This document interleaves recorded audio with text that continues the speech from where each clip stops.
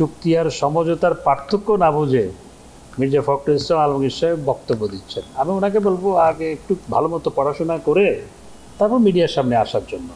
গঙ্গার পানি চুক্তি, বেগম খালেদা জিয়া ভারতে গিয়ে এটা বলতেই ভুলে গেছিল, এটি বেগম খালেদা জিয়ারই বক্তব্য। উনি ঢাকায় এসে বলেছে, আচ্ছা আমি তো এটা বলতে ভুলে গিয়েছিলাম। এই সফরে কোনো চুক্তি হয়নি, এই সফরে হয়েছে কিছু এমওইউ স্বাক্ষরিত হয়েছে, আর কিছু এমওইউ আগে থেকে ছিল, সেগুলো নবায়ন হয়েছে। তো যারা চুক্তি আর এমওইউর সমঝোতা স্মারক আর চুক্তির পার্থক্যটা বুঝেন না, তাদের জিজ্ঞাসার কি জবাব দিব সেটি আমার এখন মনে ঘুরপাক খাচ্ছে। এবং আপনারা জানেন যে ভারত আমাদের বিশ্বস্ত বন্ধু। ভারতবর্ষ আমাদের স্বাধীনতা সংগ্রামে যেভাবে সহায়তা করেছে, তাদের সৈনিকরা যেভাবে জীবন দিয়েছে, আমাদের মানুষদের প্রায় 1 কোটি মানুষকে যেভাবে তারা সেখানে আশ্রয় দিয়েছে, সেটির মাধ্যমে তাদের সাথে যে আমাদের ভ্রাতৃত্বের বন্ধন স্থাপিত হয়েছে সেটি অবিচ্ছেদ্য। বিএনপি যখন ক্ষমতায় ছিল তখন তারা প্রতিবেশীদের সাথে সম্পর্ক সঠিকভাবে রাখতে পারেনি। আজকে মাননীয় প্রধানমন্ত্রীর নেতৃত্বে এবং ভারতের মাননীয় প্রধানমন্ত্রী শ্রী নরেন্দ্র মোদীর নেতৃত্বে আমাদের মধ্যে যে সম্পর্ক, সেই সম্পর্কের কারণেই আমরা এখন নেপাল থেকে বাংলাদেশে জলবিদ্যুৎ আমদানি করার চুক্তি স্বাক্ষর করতে পেরেছি। জলবিদ্যুৎ তো আকাশ দিয়ে আসবে না, জলবিদ্যুৎ ভারতের ভূমির উপর দিয়ে ট্রান্সমিশন লাইনের মাধ্যমে আসবে। এবং এটি আজ থেকে 12-13 বছর আগে এটি ভাবাও কঠিন ছিল যে ভারতের উপর দিয়ে অন্য দেশ থেকে বিদ্যুৎ আসবে বাংলাদেশে।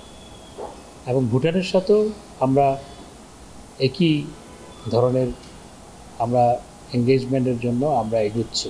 ঢালাইয়ে দৃঢ়তা, নির্মাণে নিশ্চয়তা, প্রিমিয়ার সিমেন্ট, ঢালাইয়ের রাজা। এবং আপনারা জানেন যে ভারত থেকে আমাদের নানা ধরনের পণ্য আমদানি করতে হয়। সাম্প্রতিক সময়ে কোরবানির আগে যে ভারত যেভাবে পেঁয়াজ আমদানির উপর তাদের নিষেধাজ্ঞা প্রত্যাহার করে আমরা যাতে আমদানি করতে পারি এবং আমদানি করা হয়েছিল, এইভাবে তারা আমাদেরকে নানাভাবে সহায়তা করছে। গঙ্গার পানি চুক্তি, বেগম খালেদা জিয়া ভারতে গিয়ে এটা বলতেই ভুলে গেছিল, এটি বেগম খালেদা জিয়ারই বক্তব্য। উনি ঢাকায় এসে বলেছে, আচ্ছা আমি তো এটা বলতে ভুলে গিয়েছিলাম, এটা খালেদা জিয়ার বক্তব্য ছিল। তো আজকে মাননীয় প্রধানমন্ত্রীর নেতৃত্বে 96 সালে গঙ্গার পানি চুক্তি সম্পাদিত হয়েছিল, আমরা পানি পাচ্ছি। এবং ভারতে অত্যন্ত আন্তরিকতাপূর্ণ পরিবেশে, হৃদ্যতাপূর্ণ পরিবেশে আলাপ আলোচনা হয়েছে। এটি একটি অত্যন্ত সফল সফর ছিল। এবং সবচেয়ে বড় কথা হচ্ছে, শ্রী নরেন্দ্র মোদী তৃতীয়বার সরকার গঠন করার পর বাংলাদেশের মাননীয় প্রধানমন্ত্রী হচ্ছেন প্রথম সরকার প্রধান কোনো দেশের যাকে ভারতবর্ষে আমন্ত্রণ জানানো হয়েছে।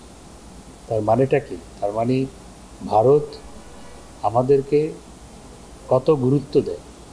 এবং 15 দিনের মধ্যে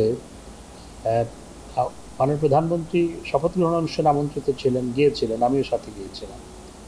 এবং এর 2 সপ্তাহের কম সময়ের মধ্যে আবার মাননীয় প্রধানমন্ত্রীকে সেখানে আমন্ত্রণ জানাবে, সেটি আমাদেরও ধারণায় ছিল না। যদি ভাই এই প্রোগ্রামের জন্য আমরা আগে থেকেই কাজ করছিলাম। এবং তিনি অন্য কোনো দেশের প্রথম প্রধানমন্ত্রী যাকে এনডিএ নতুন সরকার প্রথম আমন্ত্রণ জানিয়েছে।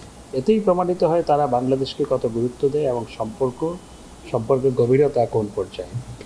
বিএনপি যেগুলো বলছে, বিএনপির তো সরকার বিরোধিতায় কারণে অকারণে সরকারের বিরোধিতাই করতে হবে।